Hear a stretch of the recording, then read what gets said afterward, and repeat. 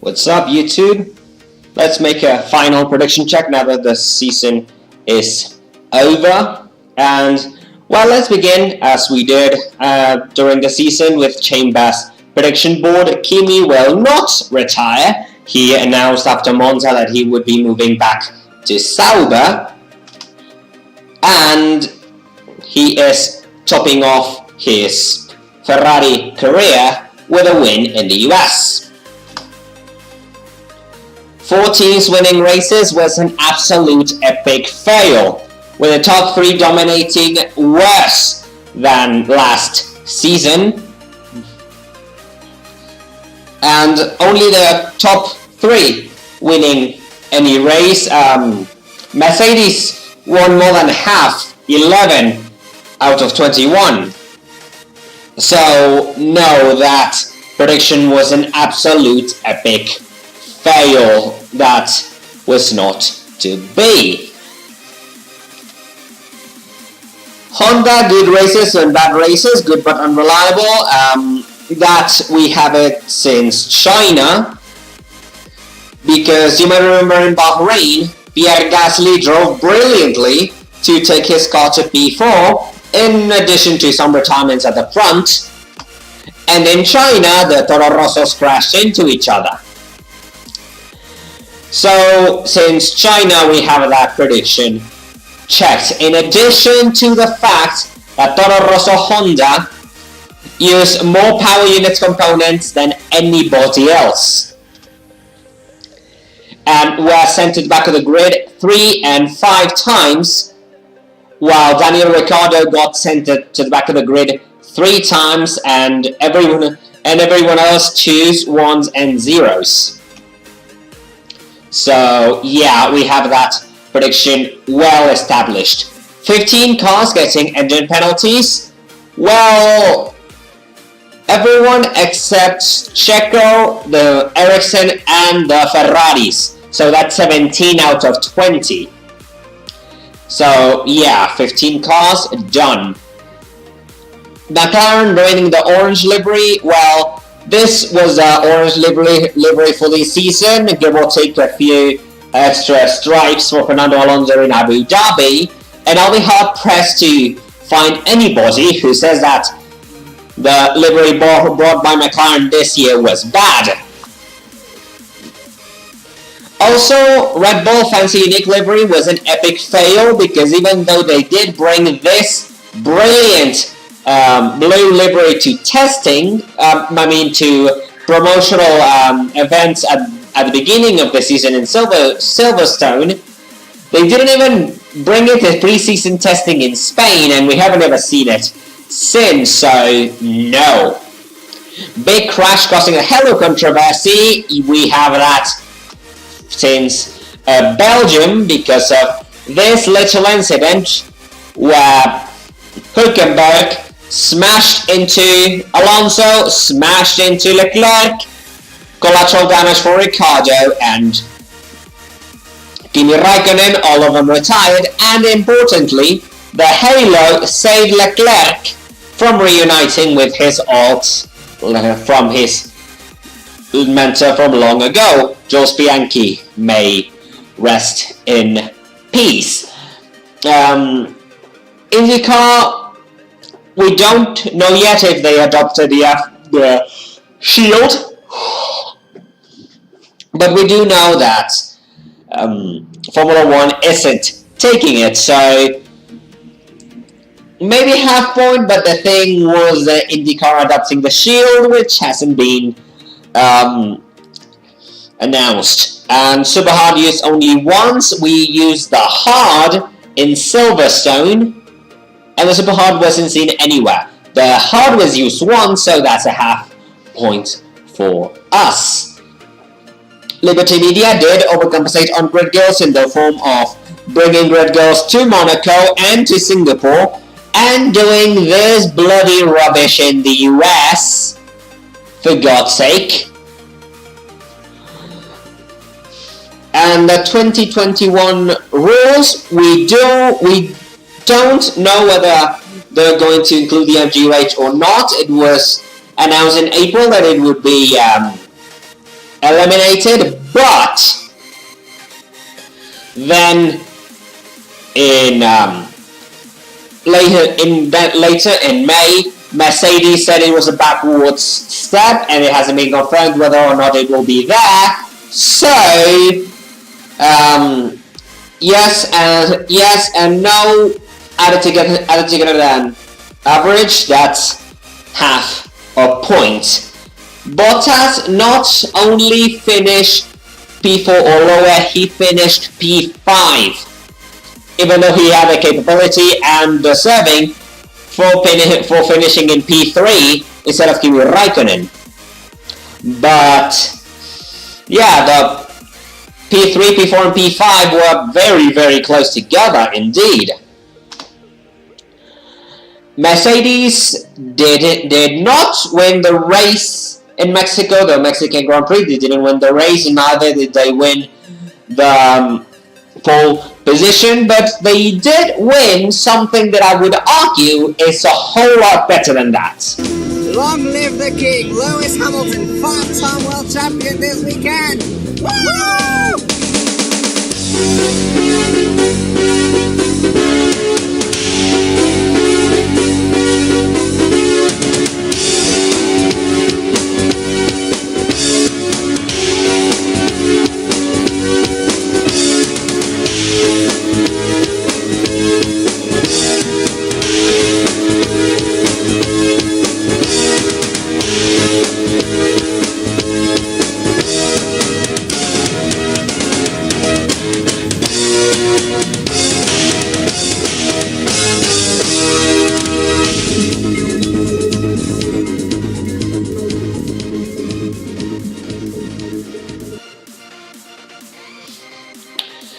Fernando Alonso did not sign with Red Bull. In fact, he didn't sign with anybody because he is retiring. Farewell, Alonso. Muchas gracias, Alonso. You will be missed in the F1 paddock for many, many, many reasons.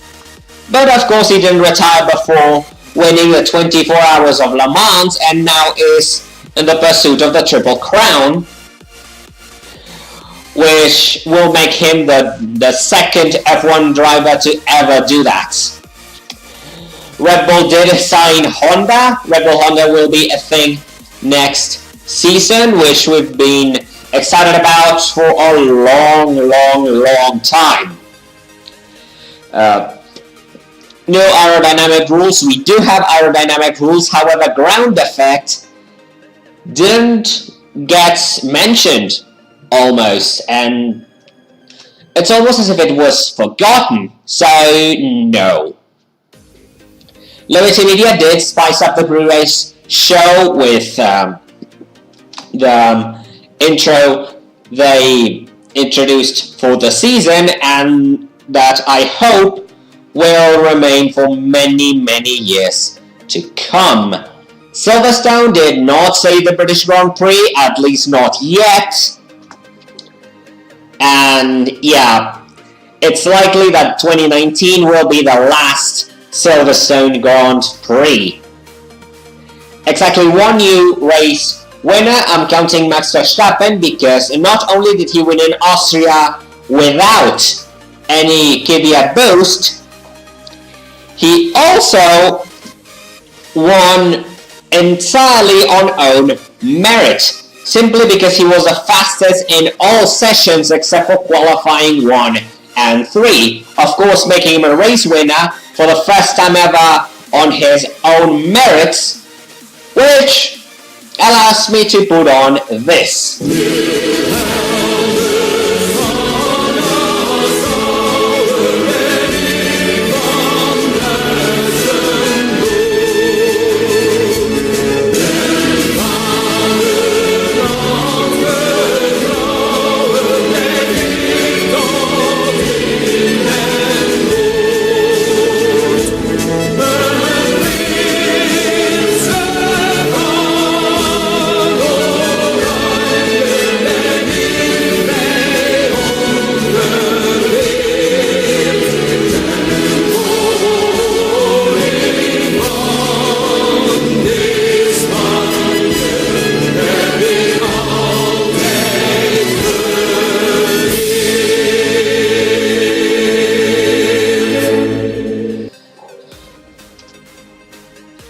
Vettel did not outscore Kimi 2-1, in fact, not even close, thanks to resurgent Kimi.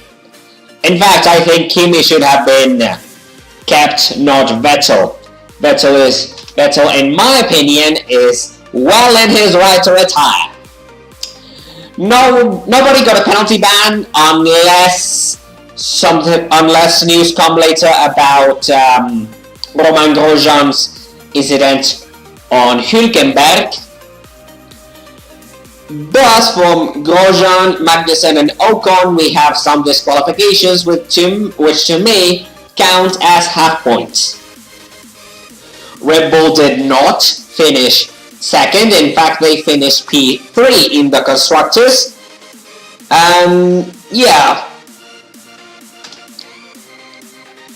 Williams indeed finished P7 or worse. In fact, because of the whole Force India situation, they managed to finish P11 in a championship with only 10 constructors. Sorokin is retiring after just one season. We're giving space to Kubica. And Lance Stroll will be going to Force India. And call me a fanboy if you want, but I will fry bacon with my shirt off if it doesn't do something impressive. And a weird event costing a red flag, well, even though chain bet doesn't really count it, I count Monaco, because one of the practice sessions was red flag because of a loose manhole cover. Seriously. For the chain bet board, that gives us a total of 14.5 out of 25. Now let's go to my predictions board that does have some additional points in this plus signs, including this one from the Internet's Best Reactions. I never appeared on Internet's Best Reactions and I already gave up, but this post I made on Twitter during the British Grand Prix got liked by many people, among which WTF1. And safety car, that was dependent on a prediction on the Mexican Grand Prix that there would be safety cars on the Mexican Grand Prix, and there were 4 virtual safety cars, including, for some reason, one in free practice. That's the first time in a long time something like that has happened, but I guess it is good. Nobody has come out of the closet. In fact, it is unlikely anyone would come out of the closet, even those that look slightly gay aren't. Anyway, so yeah, it was pretty much a fail. It was doomed to fail from the beginning. Yeah, no. So far in the history of Formula 1, Mike Beutler, who raced in the 1970s, is the only F1 driver ever to be confirmed gay, and in fact probably the only F1 driver to be gay in the history of Formula 1, with the possible exception of Jules Bianchi, who, as you may remember, raced for Marussia a couple of years ago and died following a crash in Suzuka, and allegedly appears in an old YouTube video doing very naughty things to the guy running this YouTube channel. So, as far as we know, we're gonna have to wait maybe a decade before we have any sexual diversity in Formula 1. Alonso did make a resting pick reference, because, well, it wasn't from himself, but Formula 1 published this video in August following his retirement announcement. As for the topless pictures, we have the complete count. And yeah, that has been a complete point since the Belgian Grand Prix, since the summer break. In fact, I didn't think that Leclerc was going to post anything with his top off, but yeah. And it's even better because Lewis Hamilton decided to take his top off in the podium in Abu Dhabi, which I think hadn't happened ever before, at least not that I know of.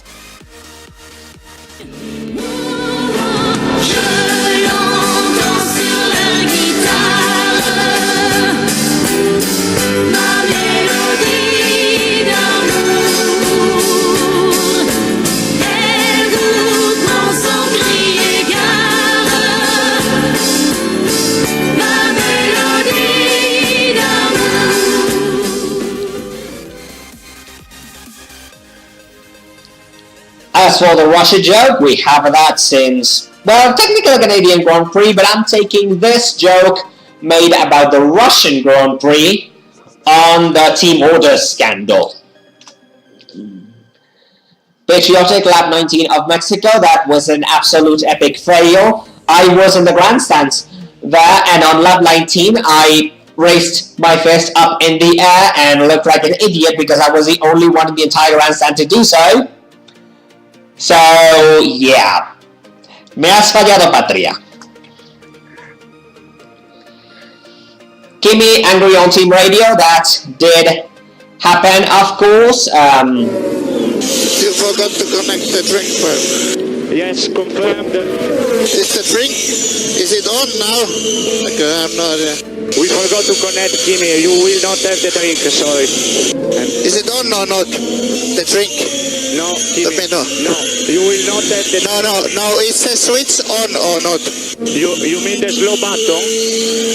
No, is my drinking, is it emptying the bottle or not? No, Kimi, no. You will not have the drink.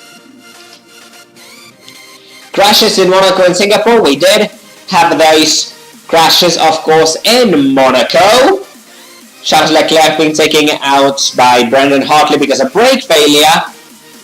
And Sergio Perez taking out Esteban Ocon because maybe he got a little drunk. It was the 16th of September, so it could be that. A race without any DNFs. We had kind of that in China because Hartley retired so late in the race that he was qualified P20, even though his gearbox broke. We had 3 disqualifications, of course. The first of which was Romain Grosjean because he was too much of a putain de bordel de merde to show up to Monza with proper equipment. And of course, Lewis Hamilton's Princess Dress Game pretty much speaks for itself at this point. I'm so sad right now. Look at my nephew. Why are you wearing a princess dress? Is this what you got for Christmas? Why did you ask for a princess dress for Christmas? Boys don't wear princess dresses!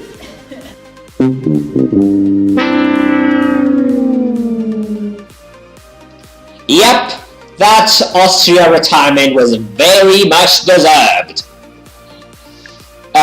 Non-native speaker of Spanish giving an interview in Spanish. Their prediction will be dropped for next season, but for this season it was a success because of Felipe Massa in Spain. Un gusto verte de vuelta en la parrilla como presidente de la SICA, además, ¿no? Well, actually, as a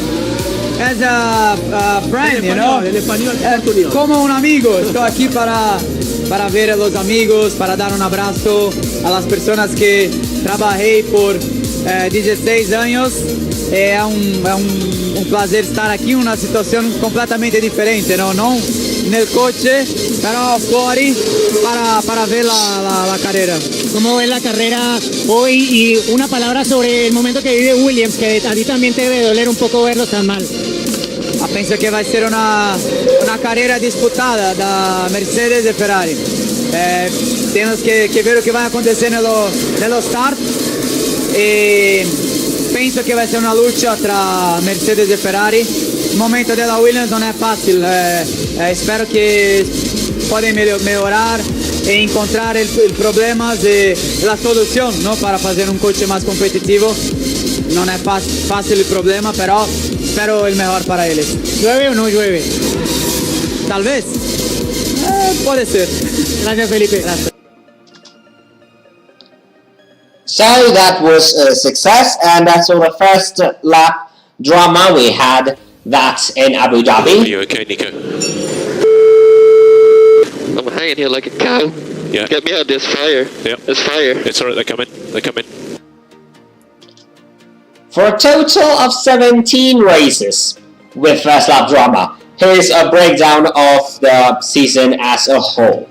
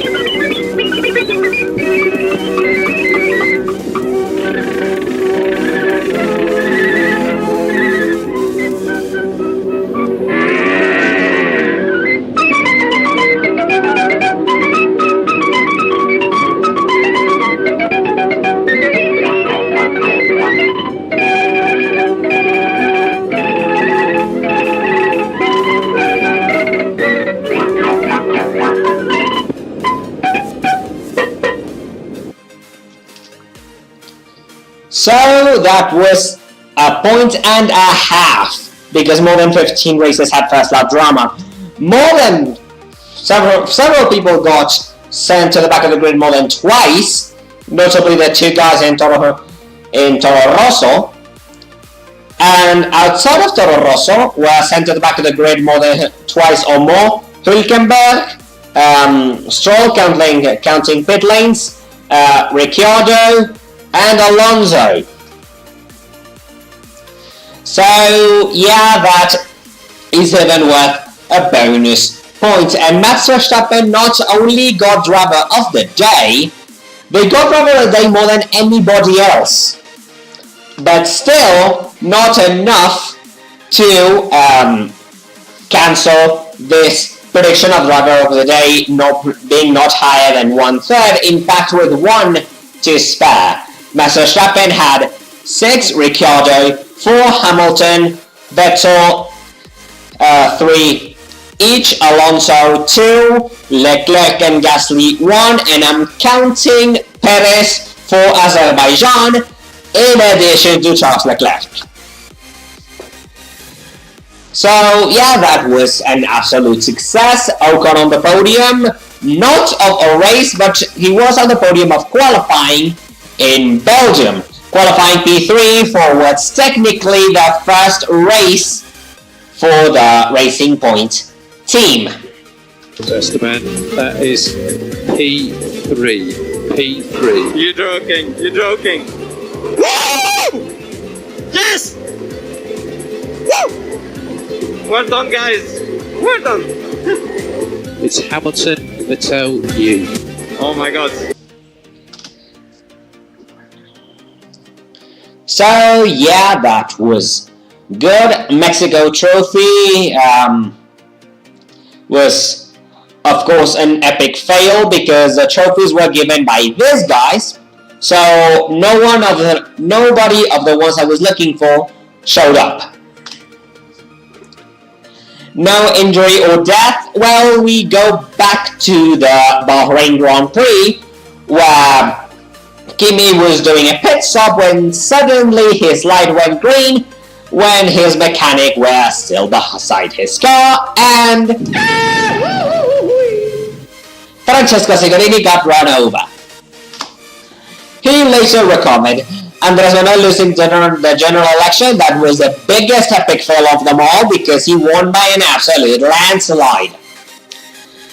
In fact, he is the first president from a rookie political party, and I think that's pretty much unheard of in many countries.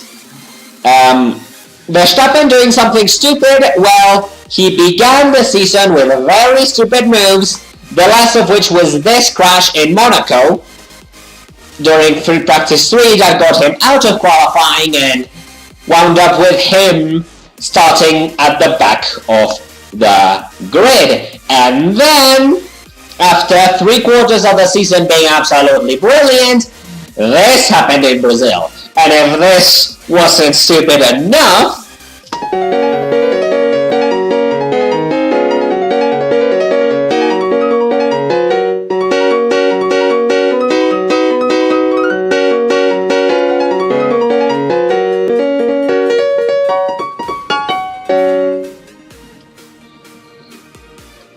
we've gotten, of course, used to the halo quite a lot, very easily.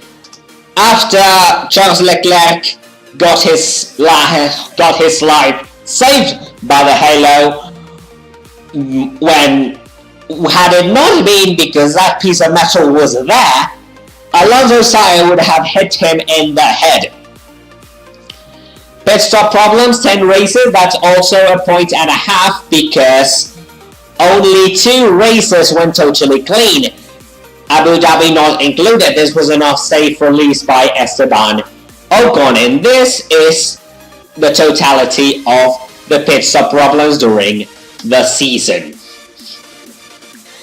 Force India, of course, did crash into each other in Singapore, allegedly, or at least that's my hypothesis, because Checo Perez might have been a bit drunk, which did kind of ruin, in a lesser extent, Esteban's birthday and mine as well. But at least for me it wasn't as bad as last year where a major earthquake hit. And the devaluation of the Mexican peso is a point we have since the French Grand Prix, and this Saturday the new president-elect takes possession of the chair as Commander-in-Chief of Mexico. So it's likely that it's going to devaluate even more than that.